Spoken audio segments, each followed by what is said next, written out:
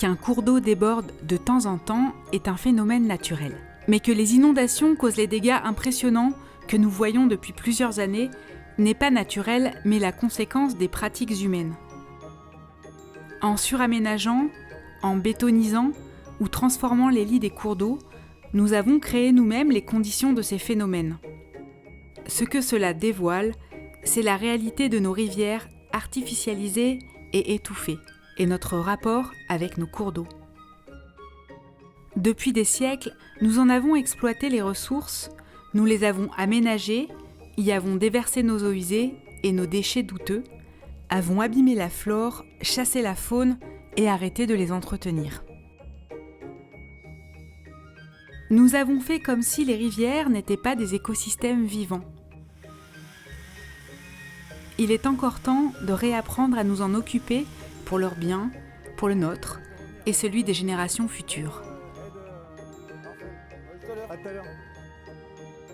Autrefois, les propriétaires riverains entretenaient la rivière parce qu'ils la connaissaient. Ils utilisaient le bois pour se chauffer. Ils pratiquaient la pêche et la cueillette pour se nourrir. Aujourd'hui, ces activités tendent à disparaître et les compétences et les savoir-faire ne sont pas forcément transmises. Tout ça, ça se traduit par un abandon en fait, de l'entretien de rivières de manière générale. Du coup, un développement important de cette végétation. La rivière est en capacité de s'autogérer sur des rivières naturelles. Le souci, c'est que l'homme s'est installé à proximité des rivières en y construisant des routes, des infrastructures comme des ponts, des seuils, mais également des habitations ou des zones d'activité.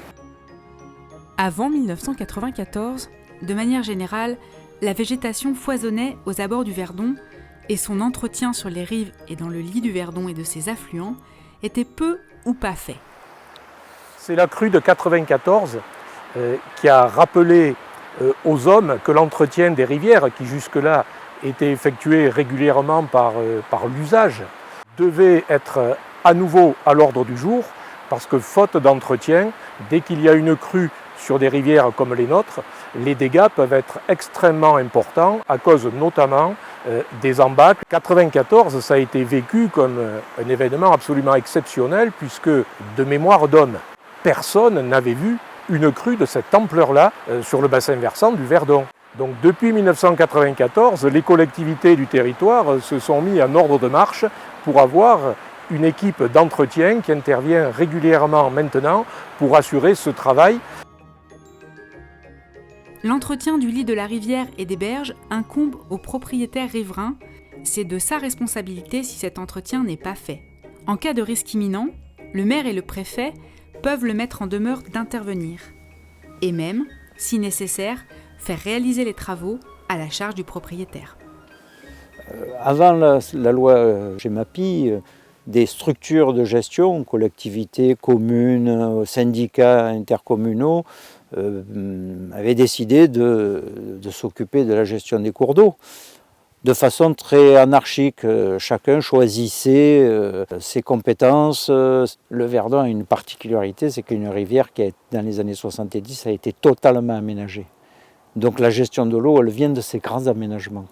Voilà une des raisons pourquoi le parc s'est mobilisé sur la gestion de l'eau du Verdon et de son bassin versant. La politique d'entretien des rivières et des cours d'eau du Verdon était déjà en place. La création de la loi GEMAPI a permis de clarifier cette position. Depuis le 1er janvier 2020, le syndicat mixte du parc naturel régional du Verdon, qui a été labellisé EPAGE Verdon, s'occupe de l'entretien des cours d'eau du bassin versant du Verdon. Aujourd'hui, nous sommes plus dans une approche globale où en fait on intervient à l'échelle du bassin versant et donc on a une programmation pluriannuelle sur 5 ans qui nous permet d'intervenir soit avec une équipe rivière qui fait partie du syndicat mixte qui interviennent de plus avec des techniques douces, soit avec des entreprises privées qui ont la technicité et le matériel pour intervenir de manière un peu plus importante. Si le propriétaire riverain constate que sur sa parcelle, en bord de cours d'eau, il y a une nécessité de réaliser des travaux d'entretien de la végétation et qu'il n'a ni les moyens financiers et ou techniques de les réaliser, il doit faire remonter l'information au niveau de la commune. Ensuite, c'est la commune qui va transmettre l'information au syndicat mixte du parc. soit l'urgence des travaux et l'intérêt général des travaux est démontré, et dans ce cas-là, on enclenche immédiatement et le plus rapidement possible une intervention du syndicat. Si les travaux ne sont pas déclarés d'intérêt général et qu'il n'y a pas d'urgence constatée, les travaux ne sont pas déclenchés par le syndicat mixte. Cependant, si dans le cadre d'une programmation, il y a déjà des travaux d'entretien qui sont prévus sur ce secteur, on peut tout à fait rattacher cette demande et voir si ces travaux peuvent être réalisés dans le même temps. Nous réalisons des travaux d'entretien qui consistent notamment à des abattages préventifs. On intervient également sur le retrait d'embâcles, sur des élagages ou du débroussaillage en rivière, mais également l'enlèvement de déchets, tout ce qui est gestion des espèces exotiques envahissantes. Nous intervenons également sur de la restauration, sur des érosions de berges, de la reconstitution de berges à l'aide de végétaux. On réalise des fascines ou du tressage, combiné à des plantations ou du bouturage. L'entretien sert avant tout à maintenir l'intégralité d'un cours d'eau en bonne santé. Ça peut contribuer au rétablissement d'un écosystème fonctionnel et d'une biodiversité qui est riche et variée. Supprimer la végétation sur les bancs de sédiments, donc les bancs de sable ou les bancs de galets comme on le trouve dans le Haut-Verdon, ça contribue justement à rendre mobilisables ces sédiments. À chaque coup d'eau, la rivière va pouvoir remobiliser ces matériaux et ça va limiter, voire empêcher l'incision du lit. L'incision du lit, elle peut provoquer le déchaussement des ouvrages et aussi la détérioration des habitats naturels pour certaines espèces.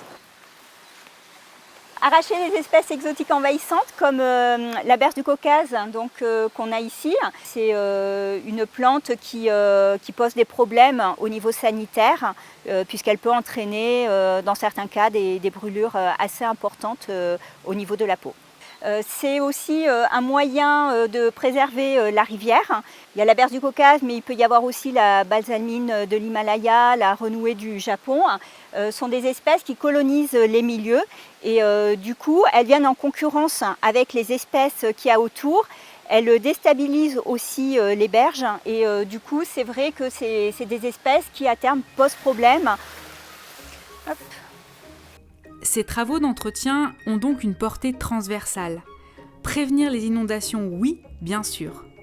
Mais ils participent aussi à préserver les zones humides, à rétablir la forme naturelle de la rivière, à protéger la biodiversité locale, à retrouver l'accès à la rivière.